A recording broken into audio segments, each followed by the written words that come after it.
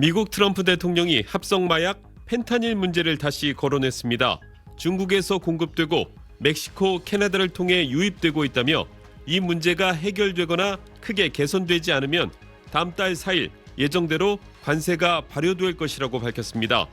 트럼프 대통령은 캐나다와 멕시코에 25% 관세를 예고했다가 한 달간 유예했는데 유예 기간이 끝나면 바로 부과하겠다는 뜻으로 해석됩니다. 또 이미 10% 관세가 부과된 중국에는 추가로 10%를 더하겠다고 말했습니다. Drugs continue to pour into our country, killing hundreds of thousands of people. We're losing substantially more than 100,000 people. I mean, dead. 10 plus 10. It's the second 10. 관세 부과 시점을 놓고 트럼프 발언이 오락가락하기도 했지만 3월 4일로 정리한 셈입니다. 상호 관세는 4월 2일 부과될 예정인데 한국은 현재 산업부 장관이 미국 현지에서 협상을 시도하고 있습니다. 우리 정부는 조선업 분야에서 미국과 협력을 추진하고 있는데 마침 미 해군 장관 후보가 우리 기업의 역할을 언급해 눈길을 끌었습니다. Hanwha has recently bought the Philadelphia shipyard, so they're going to look at enhancing that and making that better. So bringing their capital and skill sets here, I think, will be important. 트럼프 대통령은 유럽에 대해서도 25% 관세 부과를 예고했는데 프랑스 대통령에 이어 영국 총리와 정상회담을 갖고 논의를 이어갔습니다.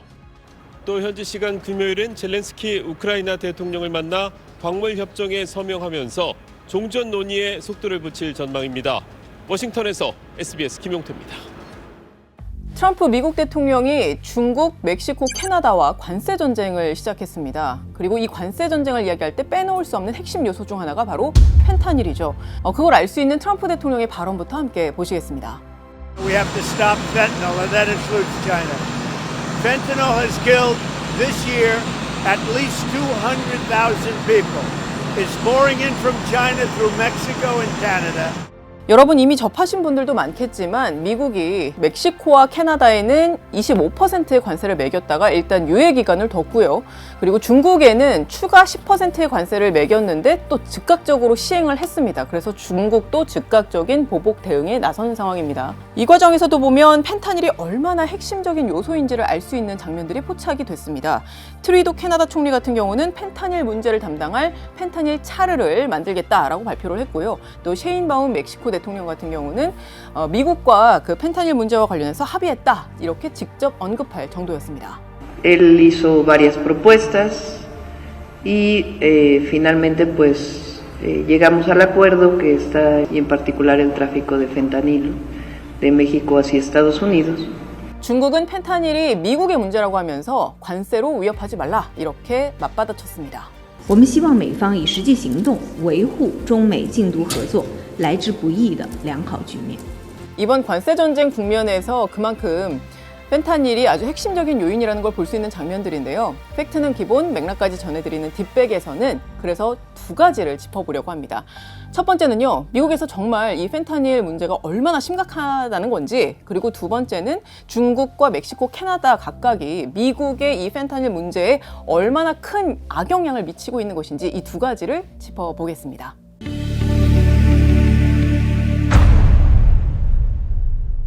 자, 우선요, 시작하기 전에 펜타닐의 개념부터 살펴보려고 합니다.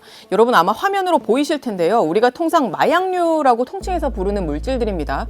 여기에 보시면 빨간색은 아예 사용 자체가 불법인 마약 또는 마약성 진통제고요. 또 주황색은 의학적으로 쓸 수 있는, 그러니까 의료용으로 처방이 가능한 물질들입니다. 근데 보시면 알겠지만 펜타닐은요, 의학적으로도 사용이 가능한데 보시다시피 의존도와 독성이 압도적으로 높은 걸 보실 수가 있습니다. 그리고 표에 보시면 업, 다운 이렇게 표시가 있거든요.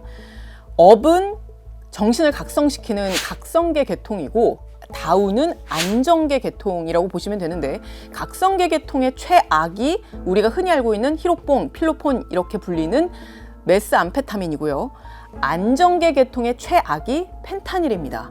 우리 뇌 안에는 이제 자동으로 숨을 쉬게 해주는 호흡 중추가 있거든요. 근데 이 펜타닐이 과량으로 들어가게 되면은 호흡 중추가 마비가 돼서 숨을 못 쉬게 됩니다. 그래서 자칫 사망에 이를 수 있는 아주 위험한 물질이기도 합니다. 그렇다면 미국에서 지금 펜타닐 문제는 얼마나 심각한가요? 네, 정말 심각하고요. 지금 제가 자료를 보면서 말씀을 드릴게요. 지금 보시는 건 미국 질병통제예방센터 CDC 자료인데요. 지난 2021년부터 2023년까지 마약으로 인한 사망자 수를 정리를 한 겁니다. 제일 많은 게 이제 남색으로 표시가 된 펜타닐이죠. 2023년에는 조사 시점상 아직 다 조사가 끝나지 않아서 전체 조사 내용이 반영이 되진 않았습니다. 그럼에도 불구하고 5만 9천 명이 넘었어요. 그리고 2022년은 7만 4천 명이고요. 두 번째로 많은 사망을 유발하는 게 히로뽕, 필로폰으로 불리는 메스암페타민인데요. 그것보다도 2배 이상 펜타닐이 높은 걸 보실 수가 있습니다. 그리고 트럼프 대통령의 주요 지지층인 러스트벨트의 노동자들이 펜타닐에 대거 중독이 되면서 일을 못하는 상황, 이것도 또 사회적으로 심각한 문제가 되고 있거든요. 2022년 말 기준으로 해서 봤을 때 630만 명이 중독이 됐는데 그 중에서 이제 한창 일할 나이인 25세부터 54세까지가 60%에 달한다고 합니다. 그러니까 이거 자체도 사실 트럼프 대통령의 입장에서는 국내 정치적 기반에서도 굉장히 심각한 문제이기 때문에 더더욱 들여다볼 수밖에 없는 그런 상황이 아닌가 싶습니다. 대낮에 이제 펜타닐에 취해가지고 막 이렇게 비틀대는 모습도 영상으로도 지금 보실 수가 있는데 그만큼 심각한 문제로 떠오르고 있고요. 또 다른 자료로도 또 저희가 말씀을 드릴 수가 있는 게 미국 연방양형위원회의 자료를 보시면요. 2016년부터 2020년까지 마약 종류별 밀매 사범이 얼마나 늘었고 줄었는지 이 비율을 정리한 표인데요. 다른 것들은 두 자릿수로 증가하거나 감소하거나 인데 펜타닐 보시면요. 이게 무려 1946%나 증가했습니다. 어마어마한 수치죠. 그러면 중국, 멕시코, 캐나다 이들 세 국가들이 얼마나 미국의 사태 악화에 영향을 주었나요? 앞서 트럼프 대통령의 멘트를 저희가 화면으로도 보여드렸는데 그 멘트를 통해서도 알 수 있는 트럼프 대통령의 인식은 중국에서 멕시코, 캐나다를 통해서 미국으로 들어온다 이거든요. 근데 이제 실제로 그게 자료로도 일단 미국 행정부 차원에서 정리된 자료를 보면 그런 인식이 일부 사실이라는 거를 알 수는 있습니다. 한번 보실게요. 자, 우선 중국은요, 펜타닐의 원료 생산지이자 주요 공급지거든요. 지금 보시는 건 미국의 마약 단속국 DEA의 자료입니다. 딱 보시면 화살표가 시작이 되는 곳이 중국이라는 걸 알 수가 있어요. 아시아에서 보면 1번과 5번 시작점이 중국과 인도에 찍혀 있는데요. 대부분 중국에 몰려 있습니다. 1번은 뭐냐면 이제 분말 형태의 펜타닐 등이 이제 배송되는 걸 뜻하는 거고요. 그러니까 출발해서 이제 북미 대륙 쪽으로 넘어가는 거를 보실 수가 있는 거고, 5번은 펜타닐 제조에 필요한 화학 성분인 전구체가 출발해서 배송되는 것을 이제 표시한 부분입니다. 근데 이게 보시면 중국에서 미국으로 직접 넘어가는 게 있고 멕시코와 캐나다로 갔다가 거기를 거쳐서 미국으로 들어가는 것들도 있습니다. 분말 형태의 펜타닐은요, 그러니까 가공이 되어서 헤로인과 섞여서 같이 판매가 되거나 아니면 이제 알약 형태로 조제가 돼서 이제 판매가 되고 그렇거든요. 그래서 미국 시장에도 이렇게 유통이 되고 아니면 이제 캐나다 시장에도 유통이 되거나 그렇게 판매가 되는데, 그리고 2018년 미 법무부 자료도 하나 보여드릴게요. 2017년 동안 압수가 된 171kg 중에서 165kg이 중국에서 유입이 된 펜타닐이었다. 이런 자료도 있습니다.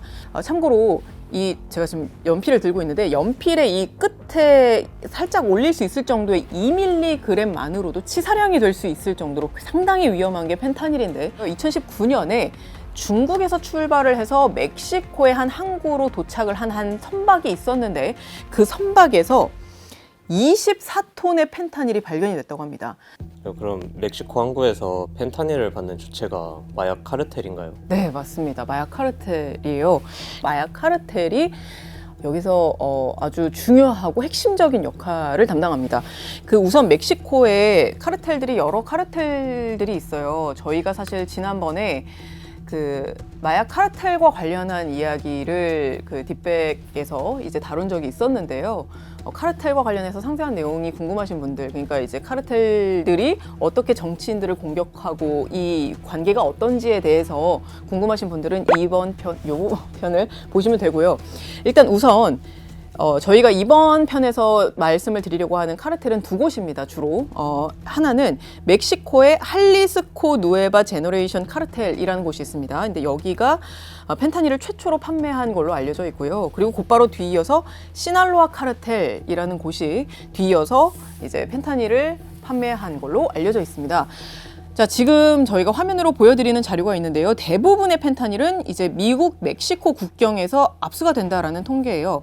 미국과 멕시코 국경, 그러니까 이제 남서부 국경에서 많이 압수가 된다는 걸 보실 수가 있거든요. 그 미국에 마약 단속국이라는 곳이 있어요. 근데 거기에서 일을 하는 한 당국자가 이런 말을 한 적이 있어요. 멕시코의 마약 카르텔들이 펜타닐을 만들 때 굉장히 좀 조잡한 방식으로 제조한다라고 이야기를 했거든요. 실험실에서 어떤 펜타닐 양을 막 정확하게 측정을 해서 이제 이번에는 여기도 1mg, 여기도 1mg, 여기도 1mg 이렇게 딱딱 맞추는 게 아니라 숟가락으로 만든다. 그러니까 숟가락으로 퍼서 이렇게 넣는다는 거예요. 그래서 어떤 거는 1mg이 넣은 거고 어떤 거는 뭐 7mg이 넣은 거죠. 근데 이제 앞서도 저희가 말씀드렸지만 극소량만으로도 치사량이 이를 수가 있기 때문에 이게 굉장히 그 치명적인데 이걸 헤로인과 섞은 펜타닐을 이제 갖게 되는 이 사용자의 입장에서 보면 이게 1mg의 펜타닐이 들어있는지 아니면 7mg, 뭐 많게는 뭐 10mg이 들어있는지를 알 수가 없다는 거죠. 순수 펜타닐이 얼마나 많이 들어있는지를 알 수가 없기 때문에 사용자 측면에서는 이게 사망 위험에 그만큼 많이 노출됐다. 러시안 룰렛을 돌리는 거나 다름이 없는 그런 상황이다라고 보실 수 있을 것 같습니다. 그럼 캐나다는 어떤 형태로 펜타닐 문제에 관련되어 있나요? 좋은 질문이고요. 저희가 맨 앞에서 보여드렸던 그 자료 기억하실지 모르겠어요. 중국에서 출발한 화살표가 이렇게 해서 미국으로 직접 가기도 했지만 캐나다로 가기도 했고요. 그 다음에 캐나다에서 그 중에서 일부가 미국으로 내려오는 그 자료를 기억하실지 모르겠어요. 이게 미국 마약 단속국이 파악한 자료인데 거기에도 보면 멕시코에서 간 건 상당히 많은데 일단 캐나다에서 간 것은 그러니까 소규모라는 표현을 그들 자체도 썼거든요. 그렇기 때문에 멕시코와 단순 비교를 해보자면은 캐나다가 적기는 하지만 그렇다고 아예 영향이 없다? 이렇게 보기엔 좀 어렵습니다. 미국으로 가는 게 0.2%밖에 안 된다 이런 반박이 제기가 되기는 합니다. 그 캐나다에서 미국으로 가는 펜타닐이 있기는 한데 물론 이제 캐나다 내부적으로 보면 각 주별로 이게 많이 유통이 되기도 했어요. 지금 보시는 자료는 캐나다 보건부에서 작성한 자료인데요. 보시다시피 캐나다 내부적으로도 이 펜타닐이 문제예요. 캐나다 범죄 조직들이 펜타닐 생산에 연루가 되는 그 범죄의 비중이 늘고 있다. 이렇게 캐나다 당국이 파악을 하고 있거든요. 캐나다 내에 펜타닐 생산에 연루가 된 조직 범죄단이 약 100개에 이르고 그리고 또 이게 2022년보다 4배 이상 증가한 거다. 뭐 이렇게 보고 있습니다. 그리고 이게 각 주별로 살펴보면 경찰이 비밀 그 펜타닐 실험실을 찾아낸 곳들이 어느 주였냐면요. 뭐 브리티시 컬럼비아, 엘버타, 온타리오 이런 곳들이었어요. 그러니까 특히 펜타닐 피해가 큰 곳이 제일 먼저 말씀드렸던 이 브리티시 컬럼비아 주인데 여기에 빅서클 보이즈라는 갱단이 있다고 합니다. 근데 이 갱단이 중국에서 이 막대한 양의 펜타닐을 이제 밀수를 한 다음에 부동산, 뭐 카지노 이런 것들을 통해서 이제 말하자면 자금을 세탁하고 이제 유용한 혐의를 또 받고 있다고 합니다. 그리고 앞서도 저희가 좀 말씀을 드렸는데 이게 캐나다 내부적으로 보면 각 주별로 많이 유통이 되고 이게 또 캐나다 내부적으로도 심각한 사회 문제로 대두가 되고는 있습니다만 미국으로 실제 많이 갔는지 그러니까 이거는 적어도 저희가 본 그 미국의 공개 자료들을 토대로 봐서도 이게 정확히 파악하기가 어려웠거든요. 그래서 실질적으로 미국에 미치는 캐나다의 그 펜타닐의 악영향이 앞서 저희가 봤던 중국, 멕시코와 동일선상에 놓고 비교하기는 좀 무리가 있지 않을까 하는 생각이 듭니다. 이렇게 그 마약 자체를 근절하기 위해서 이제 억압을 하는 이런 정책이 있을 거고요. 그거 외에도 사실 예방이라든지 재활치료 이런 부분에 있어서도 이게 정책적으로 같이 병행이 되어야지만 이게 실질적으로 마약을 근절하는 데 더 효과적이다라는 것이 미국 사실 내부적으로도 그런 인식이 있고요. 이것도 사실 저희가 이번 그 딥백 편을 준비하면서도 그 공통적으로 전문가들이 이야기하는 부분이었습니다. 예방 교육 그리고 이제 재활치료 이런 부분들도 같이 병행을 해 나간다면 지금 트럼프 대통령이 지금 추진하고 있는 어떤 이 펜타닐 문제를 해결하는 데 있어서 좀 더 실효적인 효과를 거둘 수 있지 않을까 하는 생각이 듭니다. 여기까지가 오늘 저희가 준비한 내용입니다. 저희가 이번 편을 준비하면서 참고한 자료들은 여기 예, 보실 수 있습니다. 이거 좋은 자료들이니까요. 한번 직접 보시면 또 좋을 것 같습니다. 지금까지 시청해 주셔서 고맙습니다. 뒷백이었습니다.